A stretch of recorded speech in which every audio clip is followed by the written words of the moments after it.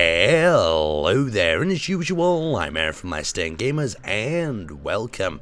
So today I'm going to be showing you around my large-scale multiplayer Hoth Battlegrounds map.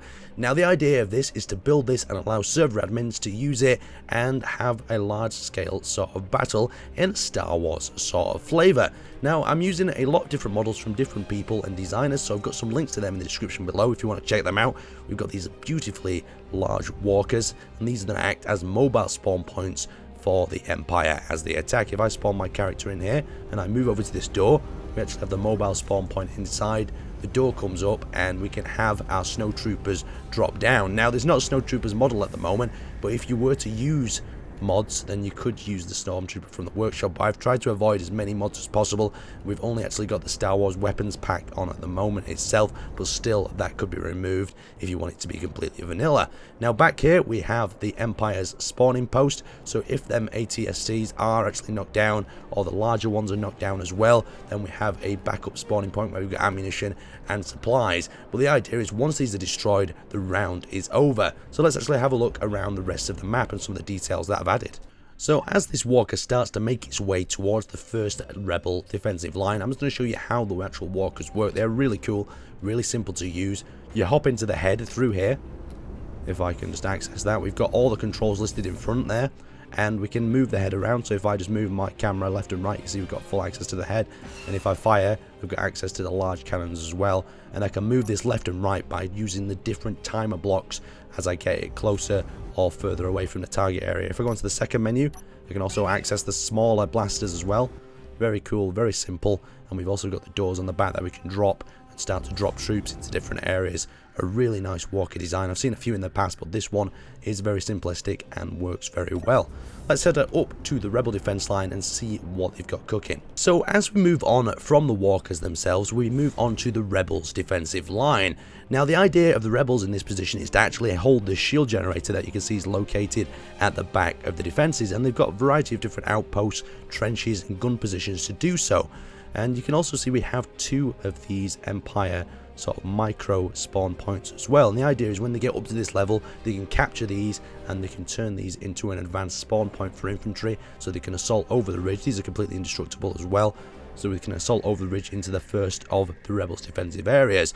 So the rebel defensive area is made up from a variety of different turrets and the trenches that I really like as well. So if we just drop in with our character, you can actually see the trench is quite protective on both sides, and we move a little bit closer, we can access one of these turrets. So we'll press T on the back, access it with one, and we can actually move around and engage with this. So you can see we've got a little bit of blaster fire up at the top, very nice indeed. And if I hit 9, we can spin this around. We've got a little bit of tilt up and down, but it's very small, and these things really need to be locked to the ground as well, something I'm going to have to do a little bit later on.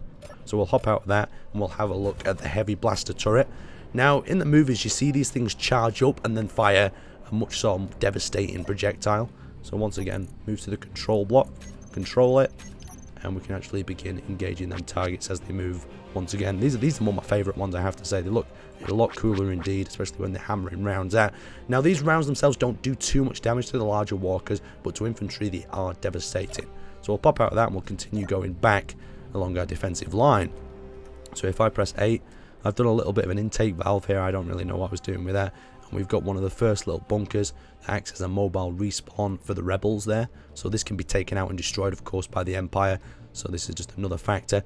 So as we come further to the back, we've got a secondary defensive line and we have the shield generator. If this is destroyed, it will actually explode and take out all the power in Echo Base. Now this is not exactly a one-to-one replica, so I've decided to stick the Echo Base hangar and other facilities over at this side. And we've got some of them T-47 air speeders in here as well, so the rebels can quickly access them, fly them out. They've also got access to the trenches as well from here, so they've got access to that trench. And there's no way of actually respawning these in, so they're going to have to be very careful with them. Now at the back here we have our second hangar area that leads through into the second medical respawn bay, and in here we actually have one of the nice little hideaways that has a number more of these 47s. So So you can see that they're tucked away there. And something that I've done in here, if I just spawn my character, is I've made these little vents out of using hydrogen thrusters and made it like snow's coming out of them. I really like the idea behind that. I think it really kicks off the flavour of this room. And in this final area, we have a very overly scaled Millennium Falcon, and I thought this could be a good secondary objective to give the Empire something else to do if they take out the shield generator very early on. That is possible if they land some lucky shots with their walkers. We've got the open ceiling here, so if we just pop out the top, we can also look over into this area where we have the shielded ceiling of that second area. Just a really cool and interesting map. Hopefully it'll give you some inspiration as well for your Star Wars build. And when this is 100% complete, I will release it on the workshop so you guys can have a go for it for yourself. Anyway, I'd like to thank you guys for watching, and I will see you next time.